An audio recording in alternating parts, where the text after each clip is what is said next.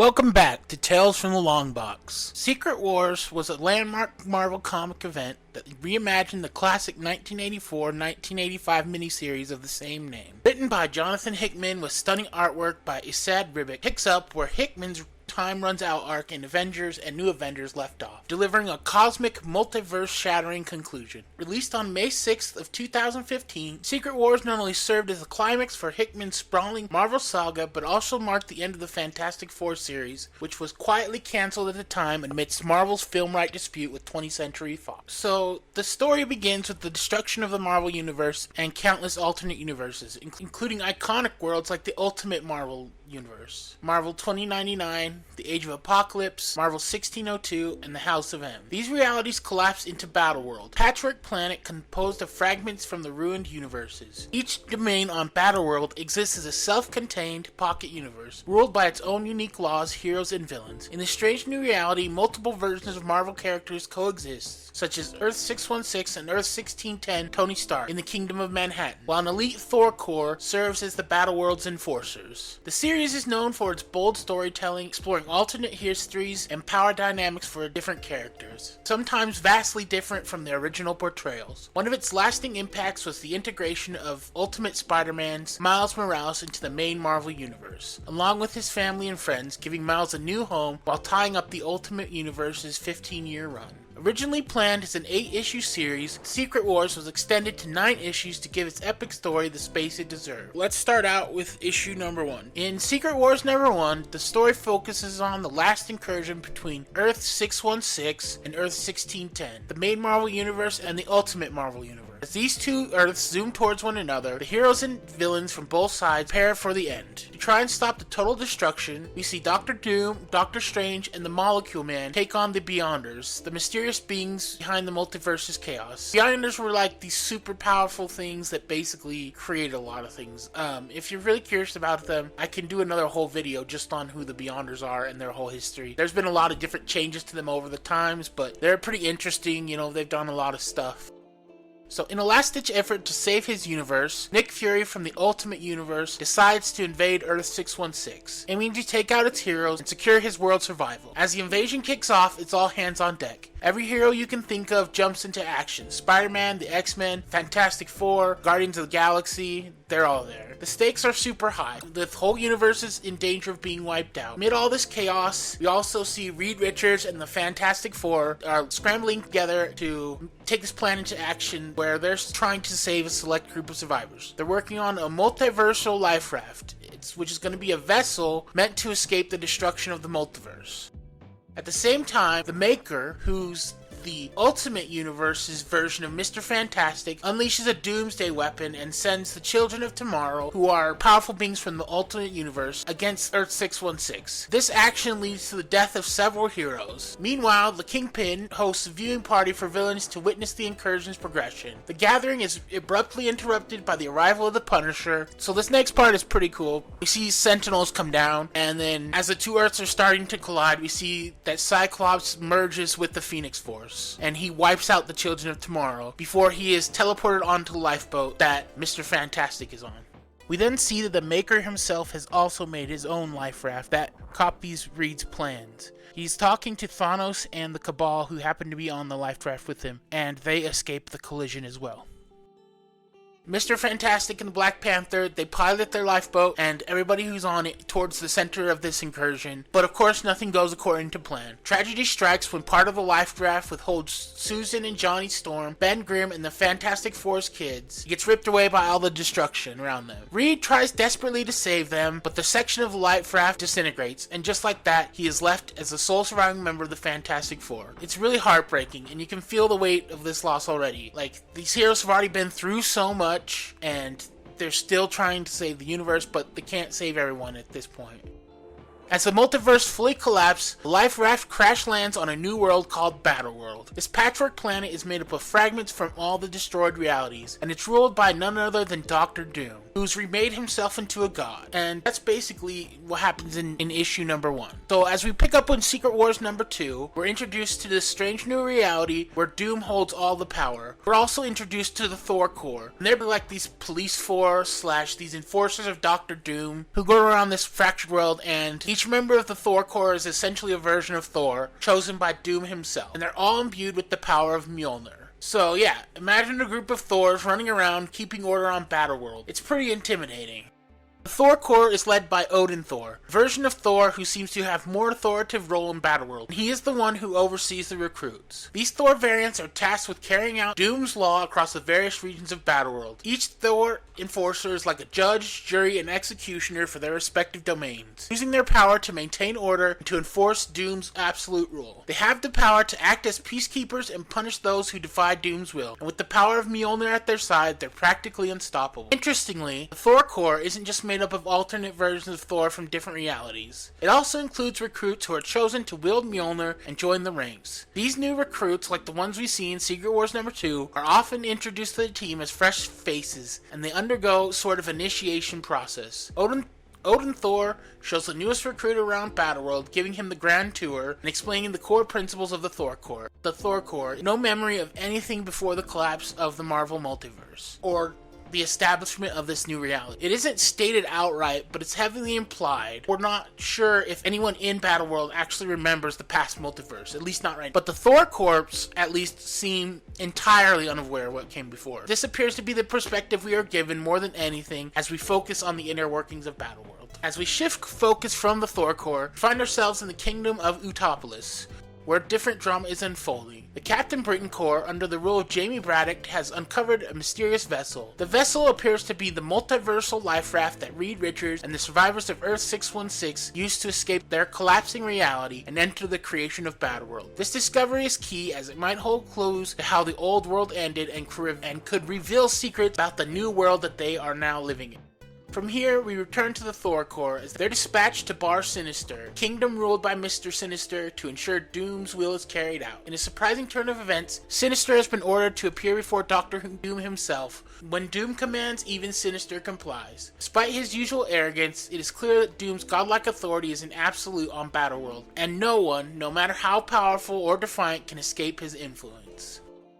This scenario also gives us more insight into the way Doom has structured Battleworld. He selected some of the most notorious villains from the old 616 universe to lead the various kingdoms within his domain. Mr. Sinister is the ruler of Bar Sinister. His role is to oversee his kingdom with an iron fist. Next, we see the arrival of the Thor Corps at Doomstar, the heart of Doom's empire. Doomstat is where Dr. Doom resides as the ultimate ruler of Battleworld, and it is guarded by a version of Galactus. Now, we see that this isn't the normal version of Galactus that we're used to, because this incarnation is engulfed in flames, and it seems like this version of Galactus serves as Doom's enforcer, protecting the godlike ruler and his domain. While we don't get all the details at this point in the story, we know that this version of Galactus is loyal, serving as part of a defense to Doomstar.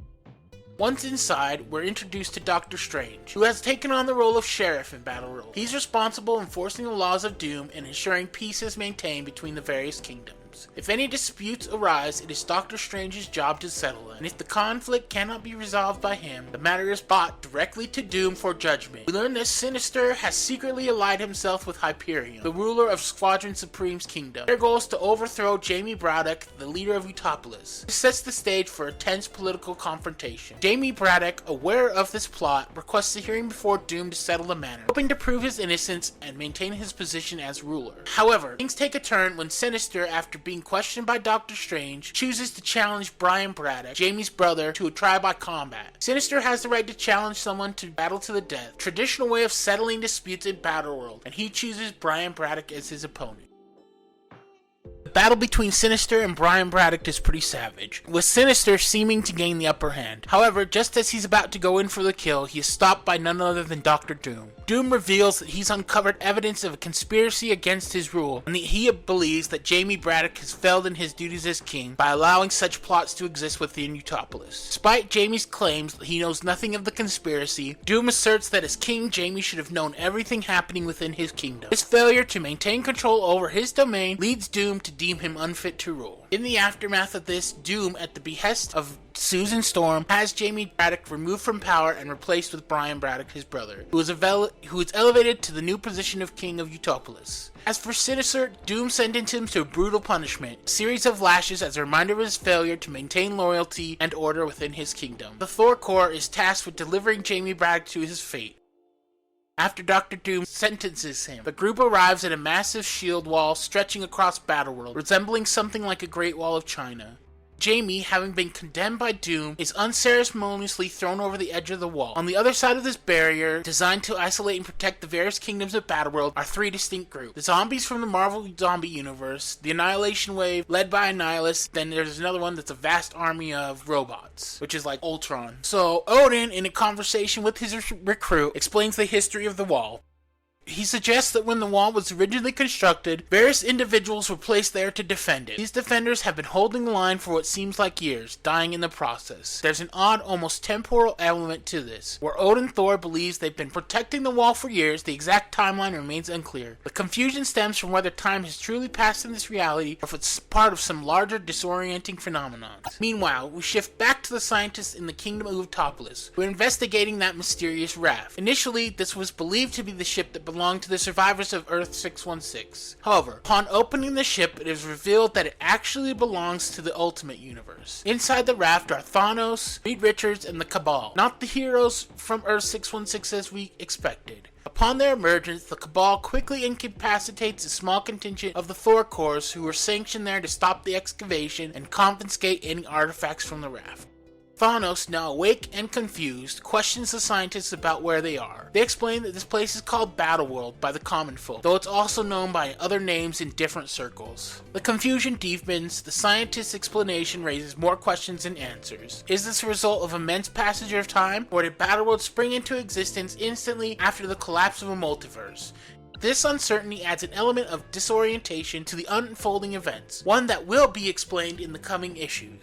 We return to the discovery of the life raft used by the survivors of the Ultimate Universe. Thanos, Maxim the Mad, Namor, and the rest of the Cabal have emerged. This unexpected development sends shockwaves through Battleworld, as the emergence of such powerful figures could upset the balance Doom has so carefully created. Doctor Strange, upon hearing about the escape of the Cabal, orders the Thor Corps to track them down and bring them back alive. As they investigate, Doctor Strange learns that not everyone aboard the raft left with the Cabal. Miles Morales, the young Spider-Man from Earth 16, had stowed away on the ship, unbeknownst to the Cabal. As Miles explains his present and how he managed to survive the collapse of the multiverse, Doctor Strange realizes that Miles remembers everything about the destruction of the previous universes. This realization is significant, as it suggests that Miles, unlike many others on Battleworld, retains his memories of the previous reality and the multiverse's collapse. Doctor Strange is taken aback by this, realizing that Miles may hold crucial knowledge that could alter the course of events in Battle. Why does Miles remember, and what role will he play in the unfolding events? From here we transition to Doctor Strange, the newest Thor recruit, and Miles Morales. They find themselves on this mysterious spot called the Hidden Isles of Agamotto. It is a secret magical hideaway that is totally off the radar, well, except for Dr. Doom. Strange reveals that he's managed to keep bits of the original Marvel Universe safe inside his Sanctum Sanctorum. Plus, he's got the life raft that the original heroes used to escape when the multiverse was falling apart. So, at Doctor Strange's request, Thor opens up this life raft, and out comes some pretty impressive characters. Peter Parker, Carol Danvers, Jane Foster, Thor, Star-Lord, and a few others. At first, the vibe is tense. Trust isn't exactly easy to come by in this situation but when Black Panther, Cyclops in his Phoenix form, and the original Reed Richards shows up, Strange start to think they might actually be the real deal. At this point, Strange fills in everyone on how they ended up here. It turns out they've been in stasis for about 8 years, while Doom was busy piecing together bits of shattered universes to create what's called Battleworld. The craziest part? Most of the folks on Battleworld still have no clue about this. Doom wiped their memories, making them think they've always lived on this planet. Reed eventually figures out that the god Strange keeps talking about is actually Doom himself. Strange explains that while Doom technically saved their lives, there's a lot more going on beneath the surface. Meanwhile, back over with the Cabal, Thanos and his gang are getting used to life on Battleworld. They chat about whether it was smart to take out all those Thor Corps members who tried to stop them. Thanos, though, isn't worried at all. When someone questions his confidence, he looks up ominously, hinting that more Thor Corps members are on their way. As the issue wraps up, we see that the Thor Corps coming down face off against Thanos and the Cabal. In Secret Wars, issue number 4, Doctor Strange is sharing how Battleworld came to be after the multiverse collapse. Doom, Strange, and the Molecule Man took down the Beyonders and claimed their power. Doom then used that power to stitch together Battleworld from the leftovers of various realities. Strange, who is Doom's right-hand man, isn't thrilled with how things have turned out. He sees this endless conflict as a chaotic disaster compared to what it could have been. As Strange goes on about these events, a Thor Corps member reports to Doom that the fight against Thanos isn't going well. Valeria Richard, Doom's adopted daughter, confirms that the clash could lead to heavy losses among the Thor Corps, but Doom just shrugs it off, treating the conflict as insignificant until Susan Storm warns that his forces involved might even rival his own power.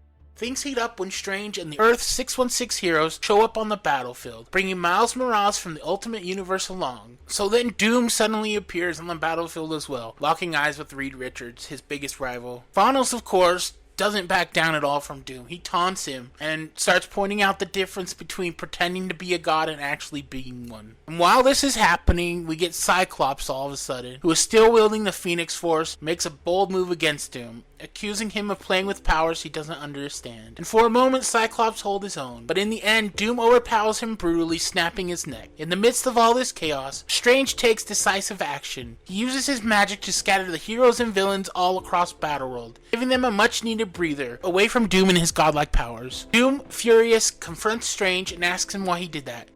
Strange calmly explains that the heroes would never bow to Doom's rule, and that deep down, Doom fears Reed Richards more than anything. This revelation is the last straw for Doom. He coldly kills Strange without a moment's hesitation. With Strange gone, balance of power on Battleworld is once again up in the air. We're left wondering how the scattered heroes will unite and what Doom's next moves will be. At the funeral for Doctor Strange, a member of the Thor Corps delivers a eulogy, calling Strange the first disciple of great god Doom, who created all of existence. Oddly, there's no mention of Molecule Man, Doom and Strange's ally in the battle against the Beyonders, which seems to be kind of deliberate. At the funeral, Franklin Richards leaves a gift for Strange's statue, a leaf that he transforms into a wreath. This hints that Franklin still has his reality warping powers. If you've ever read any of Hickman's work before, you remember that Franklin previously made a Galactus his herald in the Future Foundation, so it's possible that his powers here are just as immense. It's even implied that Franklin might one day challenge Doom directly for Strange's death, setting up a potential showdown. The story then shifts to Valeria Richards as Doom and Sue's daughter, and Reed, depending on which memories you believe. Valeria is brilliant, rivaling both her dad and Doom in intelligence. She feels guilty, believing her actions led to Strange's death, though she has no idea it was actually Doom who killed him. Everyone else on Battleworld assumes it was the survivors from the old multiverse who killed Strange. Doom, in his usual manipulative way, avoids confirming this and claims that hunting the survivors down pushed him to destroy them out of grief. Whether Valeria believes him is left ambiguous. Doom then orders her to track down the survivors, giving her a new task to distract her and keep her busy. Now, one of the biggest reveals is Molecule Man is still alive. This is huge because it explains how Battleworld was formed and suggests that he might happen to know that Doctor Strange is gone. Hickman uses some keywords like devour and hunger, which hint that Molecule Man might be the linchpin holding everything together. Owen Reese could even be powering all of Battleworld. Marvel's cosmic lore is actually kind of retconned here. Now, we're told the Beyonders created the multiverse and planted versions of Molecule Man in every universe as a failsafe. So, their plan was to destroy all the Molecule Men at once to collapse the multiverse and start fresh. Doom and Owens tried to stop this by killing alternate versions of Molecule Man, but each death drove the original Owen insane. Eventually, they shifted their plan to using captured Molecule Men to blow up the Beyonders themselves. While they succeeded, the Beyonders' power was left behind. Doom used Owen as a conduit to channel it, reshaping fragments of the surviving universes into Battleworld. Here's the catch. Doom relies on Owen for power, and on Strange for awareness. With Strange dead, Doom is essentially blind to what's happening in Battleworld. This sets up a chain of reaction events that could destroy everything. Turning to Valeria, we see her leading a version of the Future Foundation.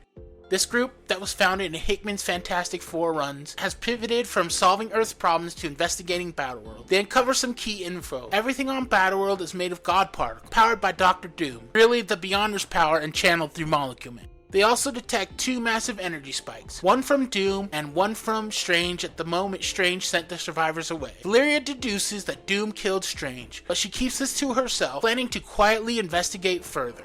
Meanwhile, Thanos is at the wall separating Battleworld from the Marvel zombies and Ultron forces, seeming to unleash them for his own purposes. This is where he transitioned to Secret Wars number 6. This issue picks up 3 weeks later. Doom and Valeria examine the bodies of Corvus Glaive and Proxima Midnight, 2 of Thanos' allies. Black Swan, one of Doom's former recruits, gives backstory on these characters. We also learn that several regions of Battleworld are rebelling against Doom, though they lack the power to defeat him out. They're organizing under a mysterious figure called the Prophet, who's helping them overthrow the Thor Corps. Valeria is still tasked with finding the survivors from the multiverse, but she secretly works against Doom. She and the Future Foundation continue piecing together what happened. They now suspect Doom killed Strange, but their survivors escaped with help from the Phoenix-powered Cyclops, who died in the process. The issue also dives into the relationship between the 2 Reed Richards, one from Earth 616 and one from the Ultimate Universe. Their conversation highlights their contrasting philosophies. Ultimate Reed, aka the Maker, is focused solely on destroying Doom, while 616 Reed worries about what happens afterward, especially since his wife Sue and their kids are living as Doom's family with no memory of their true past. This adds personal stakes for Reed. Defeating Doom isn't just about saving the multiverse, it's about getting his family back. As the issue closes, as the story moves on into Castle Doom, we find Peter Parker and Miles Morales on an undercover mission to uncover the sources of Doom's godlike power, presumably assigned by Reed Richards. While investigating, they cross paths with Valeria Richards. She reveals the location of the power source, but also confuses something huge. Doom has tampered with her memories. Peter recognizes her, but she doesn't know him or even Reed Richards. Valeria, curious or determined, offers to help Miles and Peter access the source, but only if they can ask a burning question for her. Who really killed Doctor Strange? Valeria is convinced it was Doom. True to her word, she shows them a way, which leads them into the White Hot Room. There they find Owen Reese, aka Molecule Man, who seemingly serves as the key to Doom's power. In a bizarre twist, they bribe him with a hamburger Miles has been carrying in his pocket for weeks. Hickman drops hints that Owen, while not Galactus, has a hunger akin to him possibly, because he consumed everything in the white space. Though Peter and Miles press for answers, Owen cryptically says that he is the source of Doom's power, leaving us with more questions than answers. Meanwhile, Black Panther and Namor break into the Isle of Agamotto, Doctor Strange's former sanctum. They are greeted by a magical message from Strange, revealing 2 critical island items left behind after his death. The first is the Siege Courageous, a relic that allows interdimensional travel without memory loss, unlike the Siege Prayerless. The second, an Infinity Gauntlet. Strange explains that Battleworld, being made of pieces of different realities, has stones scattered across it that can form a functioning gauntlet. Big deal, right? At the same time, we cut to Susan Storm and Franklin. Sue recounts her version of the Fantastic Four's origins. It was her father, Franklin Storm, who led the charge. Of course, this is all due to Doom's meddling with her memories, ensuring she has no recollection of Reed. As her story unfolds, we learn that during Battleworld's early days, Franklin Storm was killed, and Doom stepped in as savior to impose order. Before Sue can dive deeper into these altered memories, she ends the story and sends Franklin to bed.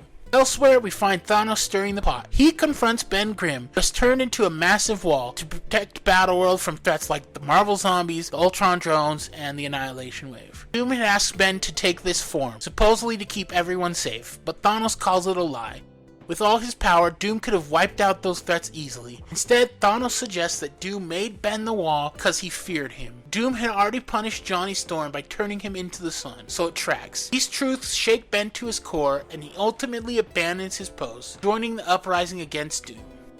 The Prophet, who's been rallying forces across Battleworld, is revealed to be Maximus the Man. Maximus has rallied armies from the territories like Bar Sinister, which is full of Sinister clones, Inferno, which is the home of Madeline Pryor and her demonic forces, and the Age of Apocalypse. It's pure chaos as loyalties shift and alliances form. Mr. Sinner's course is up to his usual scheming. He betrays Doom by teaming up with Carol Danvers to attack Madeline Pryor's goblin. But in true Secret Wars fashion, this backfires spectacularly when Apocalypse is deadly enforcers arrives and literally decapitates Sinister in a fiery explosion. Apocalypse himself then enters the fray, thrilled to test the strength of all these so-called warriors. Just when it seems like things can't escalate further, Jane Foster and her allies in the Thor Corps drop a bombshell. Jane has convinced some Thors that Doom isn't actually a god. He just stole a lot of power. This revelation causes a civil war within the Thor Corps, splitting them down the middle. Jane and her faction include Ultimate Thor, emerge victorious, and join the revolution. As the battle rages on, Doom and his inner circle, Susan Storm, Valeria Richards, and Black Swan watch from the sidelines. Susan, however, begins to doubt Doom's narrative. If the Thor Corps could turn against him, maybe there's more to the story than she's been led to believe. Meanwhile, the battlefield descends into utter madness, with Apocalypse, Madeline, and the revolutionaries all fighting to topple Doom's rule. As we approach the climax, one thing is clear. Battleworld is breaking apart, and Doom's godhood is more fragile than anyone could have imagined. We finally get a true showcase of Apocalypse and his raw power, as he single-handedly takes on an entire contingent of the Thor Corps. It's a perfect reflection of just how dangerous he is with the shape-shifting, atomic control, and sheer strength. He's more than capable of standing toe-to-toe with Marvel's strongest heroes, but things heat up fast when Maestro shows up with his army of Hulks, known as the World Breakers.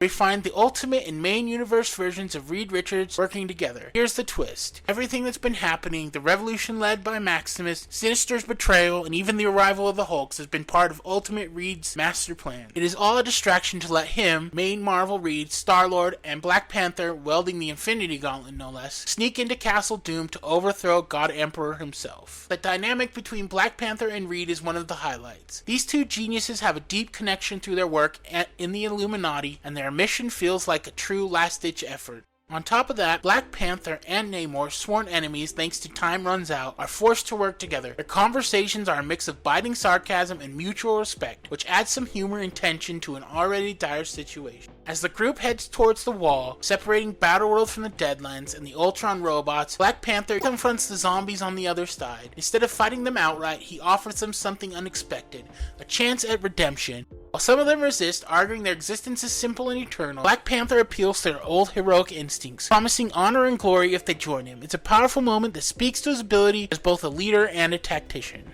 So basically, after Doctor Strange's death, heroes and villains from Earth 616 and the Ultimate Universe were scattered across battle. Over time, they formed factions, like Jane Foster with the Thor Corps, Carol Danvers with Mr. Sinister, and so on. These groups all collide as Maximus the Mad, Black Bolt's unhinged brother, rallies an army to overthrow Doom. In the middle of this chaos, Ultimate Reed and 616 Reed, Peter Quill, use a distraction, sneak into Castle Doom. But their plan hits a snag when one of Maestro Hulk's attacks destroys their engines, leaving them vulnerable. This sets up future conflicts, particularly for Reed, as he reunites with his family later. Meanwhile, Maestro tries to goad Doom into coming out of the castle, but he's interrupted by none other than Ben Grimm. If you remember from earlier, the massive wall separating Battleworld from the Deadlands wasn't just a wall, it was actually Ben Grimm, manipulated by Doom into serving as a living barrier. After Thanos revealed the truth, Ben abandoned his post, allowing Thanos to rally his army. Now Ben's on a warpath, tearing through anyone in his way, including Maestro, as he heads straight for Doom. This brings us to Susan Storm, who's been living under Doom's manipulation all this time. He altered her memories to make her believe she was always his wife and that Franklin and Valeria were her children. To her, Ben is just an old family friend, and Reed Richards, he doesn't even exist in her mind. We also get the return of Terrax the Enlightened, a former herald of Galactus from another reality. He escaped into the main Marvel universe during the multiversal collapse, and now he's looking to team up with Galactus again. Here's where things get a little bit murky on Battleworld. Galactus is either under Franklin Richards' control or just a construct of Franklin's reality warping powers. Either way, Franklin takes Terrax out in an instant, with Ben watching the whole thing. This leads to an epic showdown between Ben and Franklin. The fight is surprisingly even, as it's mostly physical. Susan begs Doom to step in, knowing he could end the fight easily, but Doom refuses. His reasoning becomes clear when Thanos shows up with the Annihilation Horde, setting up the stage for one of the most intense battles in the series. The Annihilation Horde, or Annihilation Wave as it was called before the Secret Wars, hasn't got much attention so far. Led by Annihilus, it originally appeared in the Annihilation storyline, where Annihilus attempted to wipe out all life in the Marvel Universe. While he ultimately failed and was defeated, Doom managed to gather the Annihilation Wave during the collapse of the multiverse and stored it on Battleworld. How that exactly happened isn't shown, but it's a testament to Doom's region power. During the fight between Ben Grimm and Franklin Richards, Ben discovers that in Franklin's mind, he and Valeria are the children of Susan Susan and Doom. This revelation brings the fight to a halt as Ben processes what's really going on. Given how much Susan means to him, Ben decides that he can't fight her son and stands down. Unfortunately, Franklin doesn't do the same. He destroys Ben in an emotional and tragic moment. Meanwhile, we shift back to Susan and Valeria. In previous issues, we saw how Valeria's incredible intelligence allowed her to piece together evidence suggesting that her memories about Doom were fabricated. She's been investigating what really happened to her father between the multiverse's collapse and the start of Secret Wars. While Valeria is still uncovering the truth, she's beginning to see Doom's manipulations for what they are: a grand performance designed to maintain control over Battleworld. Convinced that Susan needs to know the truth, Valeria plans to take her mother to Owen Reese, the Molecule Man, so he can explain what's really going on. The story then shifts back to Star-Lord, who's trying to repair their ship so that he and the Reeds can escape after their mission, but he's interrupted by Black Swan. Now, her backstory is kinda cool. She's one of the many women who adopted the name Black Swan during the multiversal collapse. She was loyal to Doom during his mission to destroy the other versions of Owen Reese, and after surviving the multiverse collapse, she continued to serve Doom with unwavering devotion. Peter Quill, being Peter Quill, tries to talk his way out of the situation, but he's outmatched in every way. Black Swan has super strength, telepathy, flight, and more. With no other options, Star-Lord makes a desperate move. He reveals a splinter of wood, the last surviving piece of Groot, tossing it into the world tree Yggdrasil from the remains of Asgard. The splinter merges with the tree and allows Groot to reform. In the process, Groot destroys the entirety of Castle Doom. This is one of my favorite parts of the entire series, because nothing is cooler than a giant Groot. Back on the battlefield, Thanos arrives with the Annihilation Horde, setting up a confrontation with Doom, but the fight is surprisingly brief. Hickman continues to emphasize Doom's arrogance here. Thanos' entire scheme of gathering the Horde is a waste of time. Doom even tries to bribe Thanos by offering to make him the Baron of the Wastes, beyond the wall, if he simply backs down. But Thanos has his own brand of arrogance. He argues that, unlike Doom, he once held the ultimate power in the form of the Infinity Gauntlet. Instead of using it selfishly, he claims he served as a just ruler for all existence. Of course, this is just a lie. While Thanos did ascend to the supreme power during the Infinity Gauntlet saga, his true motivation was far more personal. He wanted to win the love of Mistress Death. His claim that he doesn't need an Infinity Gauntlet to defeat Doom falls apart quickly when Doom, unimpressed, disintegrates him with ease. As Secret War reaches its conclusion, Issue 9 picks up where Issue number 8 left off. Following the death of Thanos and the opening of the Siege Courageous, zombies pour through the gateway, bringing fear as the Marvel Zombies infection can convert anyone regardless of their powers. Amid this chaos, the mastermind behind these events is revealed. Black Panther makes his presence known, wielding the Infinity Gauntlet. This sets the stage for the final confrontation and conclusion of Secret Wars. What's interesting here is Doom's initial assumption that the rebellion against him was T'Challa's doing. However, as we discussed earlier in this video, the uprising was orchestrated by the combined efforts of both Reeds, one from Earth 616 and the other from the Ultimate Universe, with Maximus the Mad serving as a key figure rallying the army. While Doom tries to sway Namor and T'Challa by appealing to their shared experiences as kings, both reject his offer. Their pasts, Namor ruling over Atlantis and T'Challa over Wakanda, are marked by burdens and external threats, yet they remain steadfast. Using the Infinity Gauntlet, T'Challa turns Doom into glass, attempting to kill him. The Infinity Gauntlet has been shown to be immensely powerful. Here it is tested against someone imbued with the Beyonders' abilities. The Beyonders once destroyed cosmic entities, including the Living Tribunal. If the Tribunal could restrict the Gauntlet, it suggests that Beyonder's power is greater. However, with the Beyonders seemingly gone, Doom's power stems from Molecule Man. Despite reconstituting himself after Namor's attack, Doom confronts T'Challa in battle, and their clash serves as a distraction, allowing the Reeds to target Doom's power source.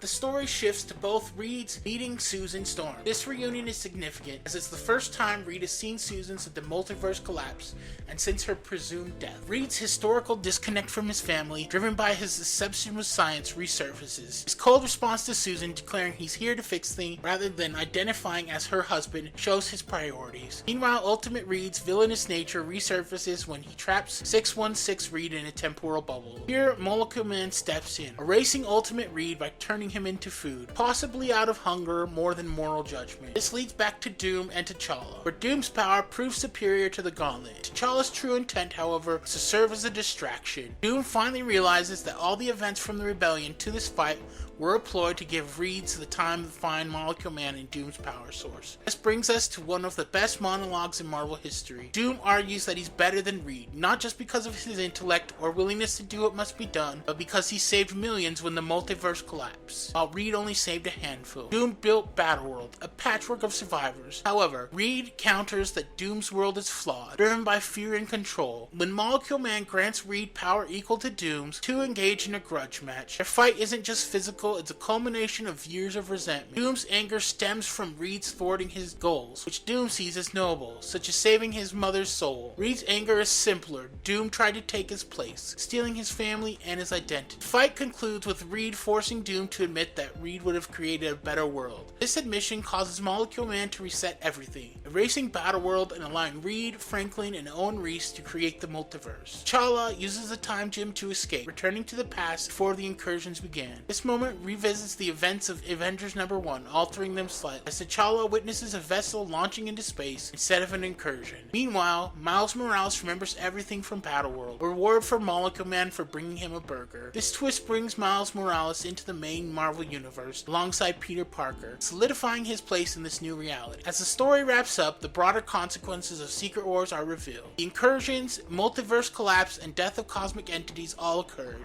but now the multiverse is being rebuilt. Reed, Franklin, and Owen oversee this process, with Franklin creating universes, Owen acting as a power source, and Reed guiding them. The Fantastic Four's absence in the new Marvel universe is explained as their focus shifts to rebuilding the multiverse. Reed's character arc concludes with him learning to let go, embracing his family and the natural flow of the universe instead of trying to control everything.